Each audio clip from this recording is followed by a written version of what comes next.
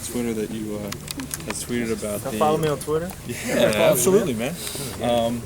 Well, just about the Northwestern game and that being a big game because it's Ohio State, not Northwestern. Is there anything you want to correct or maybe expand on? No, nothing. No, I'm just saying, like, because of the amount of games that we've won in a row, you know, everybody's waiting for our downfall. But I mean, the way that the team's working right now, we're playing right now, I just don't see that happening. Philly, you've kind of seemed to be putting a lot of confident tweets out recently. Do you feel the need to kind of step up and speak? Because, you know, like on ESPN, there's a lot of negative or discussions about you guys. I mean, do you feel the need recently to kind of come out and say some of the things that you've been saying? No, I mean, it's just the way I feel. I mean, whatever I tweeted, I mean, I meant. And I mean, when people take shots at our team, I mean, it's like taking shots at my family. You know, I take that personal. So, I mean, whatever I say on Twitter or whatever, I mean, I really mean it. When you hear that stuff on ESPN or on the internet or whatever, you said that you take that personally, but how important do you think that maybe putting some of those thoughts out there are for maybe standing up for your team? I mean, I think a lot of those people that on ESPN that do those shows, I mean, they're the same way as all the haters that we have around here. They say we got a weak schedule or whatever, so they say that we're not ready for the big game or whatever. But I mean, we're just gonna keep doing the same thing that we've been doing, and we're gonna keep winning. So I mean, they're only gonna hold us down for so long. What do the coaches say or think? Do they like when you guys put out tweets that portray your confidence? I don't know. Yeah. I mean, our coach, we don't really talk about social media too much. I mean, that's such a minor issue with everything else that's going on right now. Nobody's ever brought up anything you tweeted to you. No. Yeah. Does it matter how you guys win to you personally, does it matter how you win as long as you win? Oh, not at all. I mean, whether you win by 1 point or 100, a win is a win to us. And with the streak that we got going right now, we'll take a win any way we can get it. But as a player, would you like to see, you know, like the other night, I think you guys were up by 17 in the fourth quarter. Mm-hmm. Would you like to see, you know, put the foot on the gas in the fourth quarter instead of just, you know, playing to hang on and win, you know, put more points up? I mean, it doesn't matter to me. Whatever Coach Herman feels like doing, I mean, at the end of the day, he's the offensive coordinator. Coach Myers is the head coach, so whatever they draw up, I mean, you can't be mad at it. I mean, it's working. Philly, why have y'all gotten so good at the deep ball, but also throwing the ball? Explain. Are you a little surprised by how proficient y'all have been scoring points with the thrown ball? Not at all. I mean, not with the amount of work we did in the offseason with Braxton and Kenny G, and as much pressure as Coach Meyer put on us to get better as a unit. I think that this was kind of expected, especially me as a leader. I had to step up and kind of make all the wideouts accountable for what they had to do so we could have the season that we're having right now. You guys are on a record pace, though, as far as touchdown passes are concerned. Is that surprising to you, or do you think it'll keep up? I mean, yeah, it's definitely going to keep up, and I don't. It's not surprising me at all. Because the way we practice, I mean, we practice so hard that the games come so easy to us. So as long as we keep this work ethic that we have right now, I mean, it's going to continue. How do you hold some of those younger guys? Give us an idea of, like, you know, the things that you may say to, like, Devin and Evan to sort of hold them accountable. Because Coach gave you a lot of credit today for being the leader of that group and really stepping up. For Devin and Evan, you don't have to say much to them anymore. I mean, they're juniors now and they're mature. They played a lot of football here as well as I have. So for people like them, you don't have to say much. But for people like Dontre and stuff like that, you just kind of force them to work with you, even when they don't want to work. You kind of make them work, and a long time, I mean, he starts to get the work ethic that you have. With Evan specifically, at the beginning of the year, a lot was said about how well he blocked, but now it's kind of he's coming full circle on a lot of things, making plays just as a blocker and through the air. And what have you seen in terms of his development this year and kind of where he is now for a playmaker for you guys? I mean, Evan's a beast. I mean, in the weight room, he trained like I've never seen him train as hard as he did this offseason, especially getting stronger, routes and hands and everything.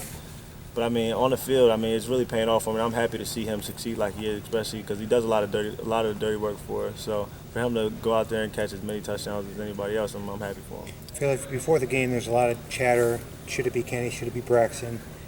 Braxton kind of put that to rest. Internally within the team, did you guys kind of feel like Braxton's our guy and he went out and showed what you felt was coming? I mean, Braxton is our guy. At the end of the day, I mean, he's the starter. But I mean, no one was really too concerned about that because I mean, Kenny's done a heck of a job in the games that he's played this year. So, I mean, I think it was a game time decision. So, I mean, whatever it was, whatever quarterback went out on the field with, we were really confident with. Regardless of this, you said, we made this a big game. It is a big game. Is it harder to get back up for a big game after having just played a big game? No, not at all. I mean, this is what you come here for. You come here to play in the big games. A night game on the road. I mean, there's nothing better than this. What did you do yourself last year? I mean, the coaches said that they thought that you were like 3/4 bought in last year. What did you do within yourself to sort of like give us an idea if you had a conversation with yourself to sort of change things around? Oh, I mean, Coach Meyer makes us do self-evaluations where we fill out little forms of what we think about ourselves, and then he fills out what he thinks about us. So, I mean, maybe that was a little eye-opener. And then, I mean, you got to realize at some point, if this is what you want to do, for your future and how you want to take care of your family, a lot's got to change. And, obviously when I first got here or my first couple of years here weren't as good as they should have been. So now I'm just kind of trying to make up for lost time. What you thought about yourself and what he thought about you, were those like night and day? Oh, nah. We were on the same page for the most part. I think that's why we get along now. Was his page longer than yours? Nah. Corey, obviously lost of Christian. What do you lose with him not being around? A great leader. Christian is the leader of our defense, the heart and soul of our defense, a big energy guy, a dude that's out there making plays and letting everybody know. And I think when we got Christian out there, when the defense is on those long drives, 8-9 play drives, Christian's the guy that can keep the defense up, and maybe is the reason why we're getting goal line stops. Corey, your first Big Ten road game last year, the team took a big leap forward. Does this team have that in them, or have you pretty much tapped a lot of your potential already? Oh no, I mean, there's always room for improvement. I always say that, and when you go back at the film, you see a lot of mistakes that we've made. So I think that as a team, we've matured a lot, but as far as where we can be, the sky's the limit. You guys hit the ground running at Cal on your first big road trip of the year, 2,500 miles away. What did you see that you liked about the team, maybe Friday and Saturday, that told you that would be the case? We had a different style of run through Friday, and you could tell it was all business, and everybody was all locked in, and you could tell everybody was ready. And we went out to the stadium.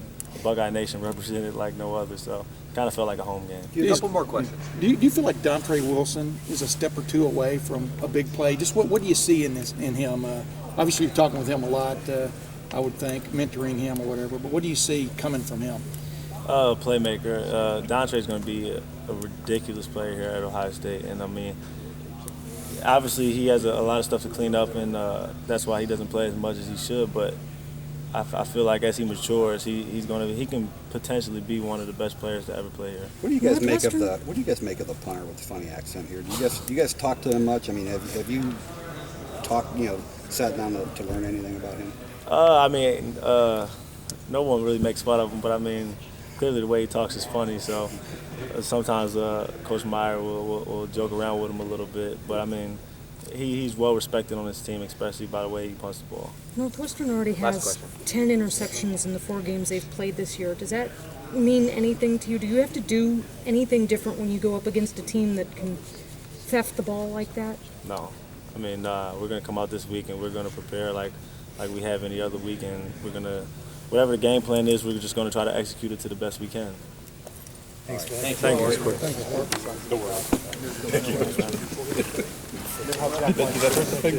Were there finger sprains? Don't worry about it. I'll be